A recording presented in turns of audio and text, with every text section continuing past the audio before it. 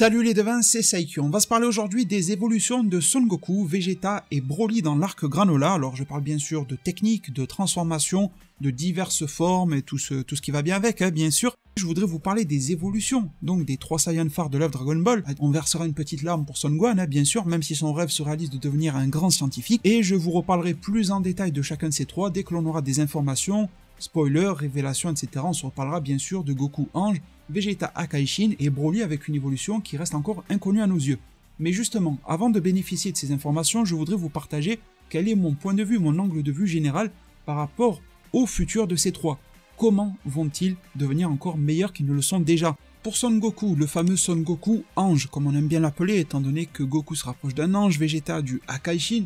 Alors déjà, j'aimerais remettre au clair un point de ma pensée, c'est tout simplement le fait que je ne pense pas que Son Goku prendra le poste d'ange, c'est-à-dire remplacer Whis. Concrètement, les anges sont des anges par naissance, ils ne prennent pas de remplaçants chez les mortels, et de toute façon, Goku a toujours refusé absolument tous les postes de divinité qui lui ont été proposés, depuis devenir Kami, donc le dieu de la terre, remplacer la seconde entité divine qui constitue Piccolo, et il a refusé à plusieurs reprises de prendre le poste de Beerus qui lui avait été proposé par Whis lui-même. Donc je vois mal, si Whis venait à proposer le poste d'ange à Goku, eh bien ce dernier acceptait le poste. Il a toujours fui ce genre de responsabilité, et ce n'est pas son style de vie. Il avait même dit au dieu de la terre qu'il trouvait ça bien trop ennuyeux, alors que Kami voyait en lui le remplaçant parfait. Par contre, en termes d'évolution de pouvoir, je pense qu'elles vont déjà se focaliser sur les nouvelles techniques. On en parlait dans le live avec Susuke et Kaiwai nous a proposé quelque chose, une idée à laquelle j'adhère concrètement, de réutiliser des techniques du passé. Ces techniques sont en perdition dans Dragon Ball et surtout Dragon Ball Super, et pourtant Son Goku a un énorme panel de techniques. C'est vrai qu'on dit souvent qu'il a beaucoup de techniques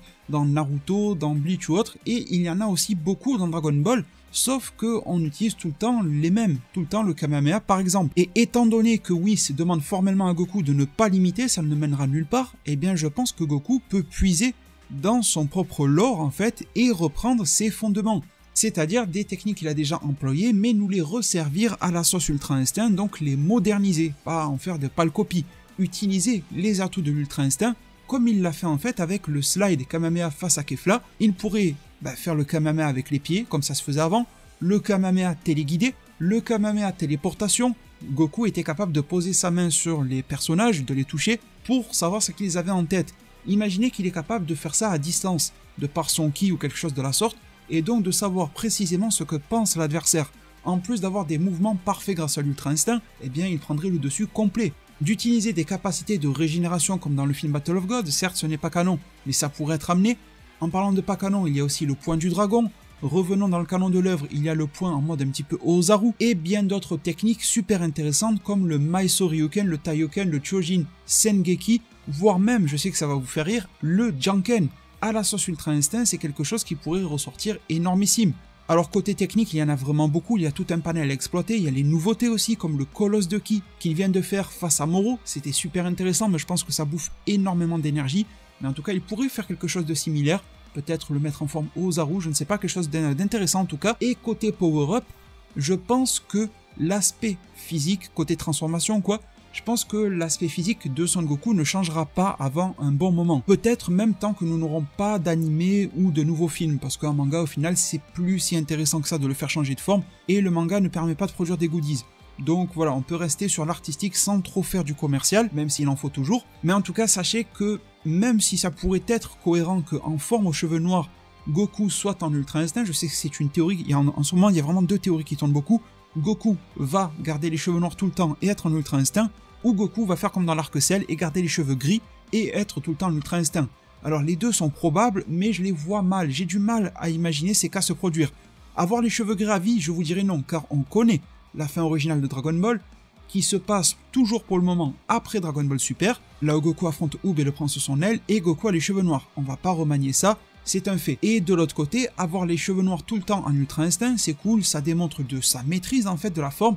Ça ressemble aux anges qui ne se transforment pas réellement et qui sont tout le temps en Ultra Instinct, mais comme je l'ai dit dans la review, les anges sont des anges par naissance et Goku est un mortel, donc j'ai du mal à l'imaginer prendre la même couleur de peau, la même apparence que les anges au final. Il reste un Saiyan et un mortel fondamentalement, et le seul aspect intéressant à cela, d'avoir un Goku Ultra Instinct avec les cheveux noirs, c'est si cela ouvre une nouvelle porte, un nouveau départ, en fait un nouveau monde, comme aime bien le dire Whis, pour Goku, dans le sens où il aurait l'Ultra Instinct acquis en forme aux cheveux noirs, mais derrière, pour pouvoir avoir du renouveau et également promouvoir les goodies, parce que tôt ou tard il va en refaire des goodies sur Dragon Ball Super, et bien que toutes les anciennes transformations de Son Goku changeraient d'apparence et de pouvoir, car désormais, elles seraient de fait, vu que Goku a internalisé l'Ultra Instinct, tout le temps mixées à l'Ultra Instinct. Que Goku le veuille ou non, maintenant qu'il le contrôle, du SSJ1 en passant par le 3 jusqu'au Blue, tout serait mélangé à l'Ultra Instinct, et donc ça n'aurait plus réellement le même visuel, et ça apporterait des pouvoirs différents. Donc c'est une piste possible, mais celle-ci ne me semble absolument pas du tout amorcée dans l'arc Granola. Si elle se réalise, je pense que ça serait pour dans 2-3 arcs, franchement. Et pour recentrer alors sur l'évolution de Son Goku dans l'arc Granola, je pense qu'il finira avec plus ou moins la même apparence, qu'il aura un niveau équivalent à celui de Merus. On a appris que Son Goku est au plus bas parmi les manieurs d'Ultra Instinct. Au-dessus de lui, il y a le niveau des anges apprentis, donc Merus. Au-delà, il y a le niveau de Whis, et encore au-dessus, celui du Daishinkan. Donc je pense que de manière déjà énormissime, c'est un ange apprenti, Goku atteindra le niveau de Merus à la fin de l'arc Granola, ce qui voudrait dire que la prophétie du poisson oracle, le fait que la balance des pouvoirs va être bouleversée dans l'univers 7, concerne principalement le niveau des mortels, voire le niveau Akaishin, mais pas le niveau ange, et donc tout cela pour vous dire que je ne pense pas que le niveau de Whis sera atteint par Goku dans cet arc. Probablement plus tard, peut-être, mais pas dans cet arc-là, et que si un adversaire du niveau de Whis apparaît dans l'arc Granola, ça sera sûrement Whis qui s'en occupera. Alors là, je sais que vous allez me répondre que les anges sont neutres et n'agissent pas. Mais les anges agissent sous une certaine condition, c'est celle où le Akaishin l'ordonne. Whis, comme tous les autres anges, obéit au doigt et à l'œil à Beerus. Et on a déjà vu par exemple Vados détruire une planète pour Champa dans les débuts de Dragon Ball Super. Donc si un adversaire de ce niveau arrive, Whis ne fera peut-être rien, mais Beerus lui ordonnera d'agir et ça sera réglé pour que Goku et Vegeta s'occupent des menaces qui sont à leur propre niveau. En parlant de Vegeta, eh bien, le fameux Vegeta Akaishin. Alors je pense que vous avez compris mon état d'esprit. Je ne pense pas non plus que Vegeta acceptera le rôle de Akaishin. De toute façon, que ça soit pour Goku, Vegeta ou Broly, je ne les vois pas accepter et prendre des fonctions de divinité. Alors on pourra toujours leur coller de fait une étiquette de divinité temporaire, ou du moins, ils pourront assumer leur rôle sans même le vouloir, comme ils l'ont fait avec la Patrouille Galactique. Est-ce que Goku et Vegeta sont réellement des patrouilles galactiques? Non. Pourtant, durant l'arc Moro, ils ont réellement assuré, à la place de la Patrouille Galactique, leur rôle. Ils ont même eu la petite médaille et tout ça à la fin. Je pense que dans le meilleur des cas, ça se passera comme ça pour Vegeta et pour Goku, mais ça sera pas une fonction ad vitam aeternam, en tout cas, c'est mon point de vue. Pour Vegeta, il a tout comme Goku toujours refusé ce genre de poste, et que ça soit pour Goku, pour Vegeta et pour Broly, il faut savoir qu'il faut avoir un état d'esprit très particulier pour être soit un ange, voire même un Akaishin. On voit souvent Beerus qui dort et tout ça, mais je vous rappelle que tous ces mauvais agissements, toutes ces ingérences de la part de Beerus et d'autres Akaishin ont failli leur coûter la vie. Au tournoi du pouvoir, tous les univers qui ont participé au tournoi, c'est car leurs univers étaient mal gérés. Si des Akaishin qui sont en poste depuis des centaines de milliers d'années ont mal géré leurs univers, comment est-ce que des mortels qui n'ont jamais été sensibilisés à ce genre de fonction pourraient-ils faire mieux? Donc concrètement, non, ce n'est pas le cas pour Goku, Vegeta et Broly. Ils n'ont pas la mentalité aujourd'hui pour ces postes. Et je pense que s'il faut recruter chez les mortels, il faudra recruter chez quelqu'un de plus adapté. C'est aussi pour ça que je ne vois pas Freezer en dieu de la destruction. Car Freezer Akaishin n'agirait pas pour l'univers 7, il agirait simplement pour sa gueule, il détruirait peut-être par plaisir pour coloniser ce genre de truc, et ne serait pas là pour maintenir l'équilibre dans l'univers 7. Et il se ferait détruire par Zeno qui serait énervé de ses agissements. Ça ne mènerait à rien. Donc je pense que par rapport à ça, vous avez compris mon état d'esprit. Mais du coup, en termes de transformation et de pouvoir, alors oui, je pense que pour Vegeta, le côté coloration de cheveux avec une nouvelle aura, bleutée violette, voire violette complètement, me semble tout à fait plausible pour Vegeta. Ça fait partie des rares couleurs que nous n'avons pas encore exploitées dans l'œuvre. Ça permettra à Vegeta de se démarquer de Goku par ce code couleur, mais sinon en termes d'évolution de pouvoir, nous avons déjà la clé grâce au chapitre 68 de DBS. Beerus nous dit que l'Ultra Instinct est trop calme. Le fait d'apaiser son cœur pour les Akaishin, ce n'est pas quelque chose qui leur correspond. Alors, à contrario, on peut en faire une déduction super facile, ça sera une évolution plutôt brutale, agressive, tout en explosivité.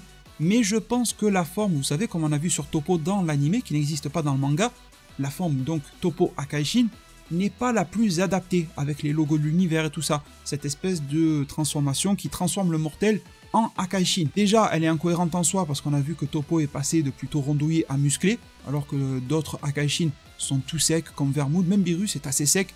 Champa est plutôt gras, donc ce côté je deviens musclé car je suis Akaishin, ça n'a pas de sens, je trouve à mes yeux. C'était plus pour faire joli sur le personnage et vendeur, je trouve, pour l'anime Dragon Ball Super qu'autre chose. Et de l'autre côté, psychologiquement, ça ne correspond pas à l'évolution du personnage. Comme je l'ai expliqué, grâce à la page Twitter de Helios qui avait soulevé un sujet important, Vegeta était en opposition psychologique totale à Toppo, Akaishin, et c'est comme ça qu'il a vaincu Vegeta, dans l'anime du moins. Alors pourquoi faire l'inverse de l'anime alors que l'écriture dans l'anime était déjà très belle? Ça ne servirait à rien et ça serait plus casser le personnage de Vegeta que de faire en sorte qu'il accepte le rôle et d'être réécrit en fait comme un Akaishin au lieu d'être Vegeta, le fier Saiyan et donc le fier mortel. Je pense alors que cet entraînement de Vegeta Akaishin va prendre du sens de par l'évolution psychologique de Vegeta dans sa vie, donc dans Dragon Ball Super, plus son entraînement récent sur Yardra, aussi qui pourrait l'amener non pas à juste recopier ce que fait Beerus, mais l'amener à s'approprier autrement les techniques de Beerus. C'est-à-dire que Vegeta, contrairement à Beerus qui est toujours tout en implosivité, Vegeta s'est assagi, il a gagné en maturité au fil des années, et en plus il vient d'apprendre le contrôle de l'esprit, donc même si Vegeta n'est pas du tout habilité à utiliser l'Ultra Instinct, il s'est beaucoup calmé.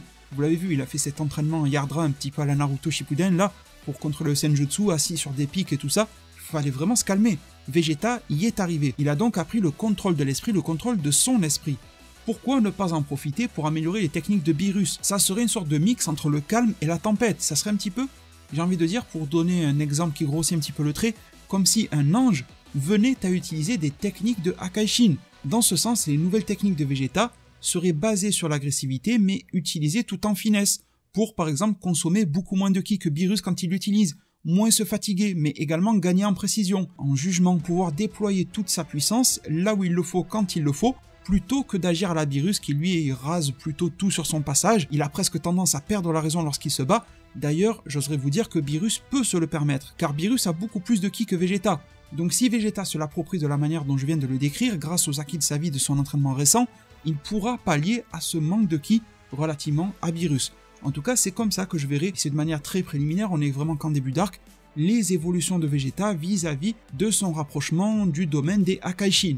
Et en plus de se démarquer de Goku, il se démarquerait de Beerus lui-même. Je trouve que ça serait vraiment tout bénéfice pour lui.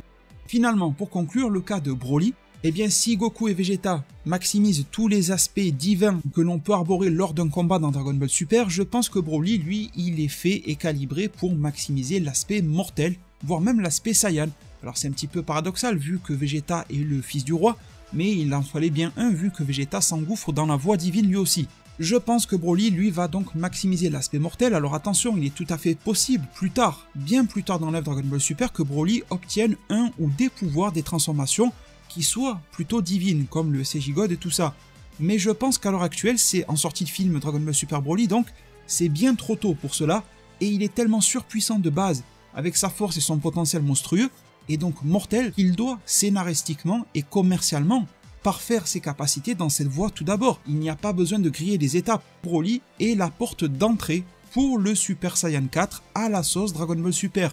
Alors ça sera pas exactement le même SJ4 que dans DBGT, tout comme Broly n'est pas le même Broly que celui de DBZ dans les films, mais je pense que déjà son Ikari qui internalise le pouvoir du Ozaru sous forme humaine est le ticket d'entrée vers le SJ4, et du coup si Broly arrive à utiliser sa forme de Super Saiyan Full Power qu'il a déjà utilisé face à Gogeta SJ Blue, qu'il la mixe avec le Ikari, comme le Blue en fait mixe le God et le SJ, c'est simplement une addition, alors Broly arriverait à avoir son équivalent du Super Saiyan 4 sans nul doute. Et n'oublions pas que d'ici là, Broly a déjà sûrement reçu des power-ups sans qu'on s'en rende compte. À la fin du film Dragon Ball Super Broly, il a sûrement déjà reçu un boost Zenkai, celui que les Saiyans obtiennent après avoir frôlé la mort. Donc Goku et Vegeta ne peuvent plus bénéficier, ça avait été dit dans l'arc Zamasu du manga, car ils avaient bien trop atteint, dépassé leurs limites et tout ça, il y a une vidéo qui explique le tout si besoin, mais Broly, lui, mis à part s'être battu contre quelques insectes géants sur Bampa, il a encore de la marge au niveau du Zenkai Boost.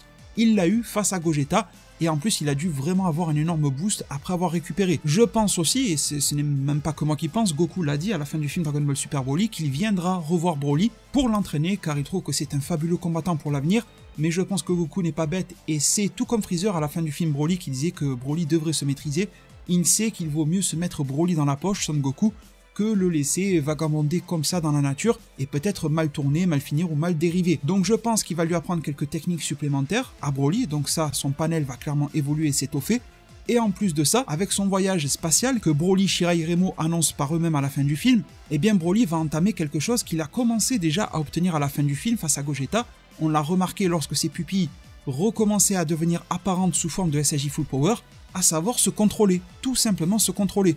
Le contrôle est quelque chose d'extrêmement important dans un combat, notamment dans les animés, les shonen et dans Dragon Ball. Alors sans parler de contrôle extrême comme le contrôle de l'esprit ou l'ultra instinct, vraiment loin de là. Le contrôle de base, tout comme Goku et Vegeta ne perd pas la raison lorsqu'ils se battent en SSJ 1, 2, Blue, etc. C'est-à-dire rester soi-même. Donc Broly doit arriver à se contrôler et à se maîtriser et à ne plus être une sorte de brute qui fonce dans le tas lorsqu'il est sous cette forme-là. Je sais que peu de monde apprécie la forme que je vais citer, mais ça correspondrait beaucoup alors à la version Berserker contrôlée de Kale dans l'anime Dragon Ball Super, mais ça serait adapté à la sauce Broly. C'est obligatoire en fait pour lui, pour avoir un power-up qui soit tout simplement viable, sinon ça ne sert à rien. Une masse qui fonce un petit peu partout finira forcément par être arrêtée, tandis que si l'on ajoute de l'intelligence à cette masse, elle devient une véritable menace ou un véritable atout pour celui qui l'utilise. Et je pense que ça va demander beaucoup de temps à Broly pour arriver à cela, parce qu'il est un être totalement anormal, et au début ça paraîtra pourquoi pas impossible, il n'y arrivera pas, puis je pense qu'il obtiendra une version partiellement maîtrisée, c'est-à-dire il commence son combat en SSJ Full Power,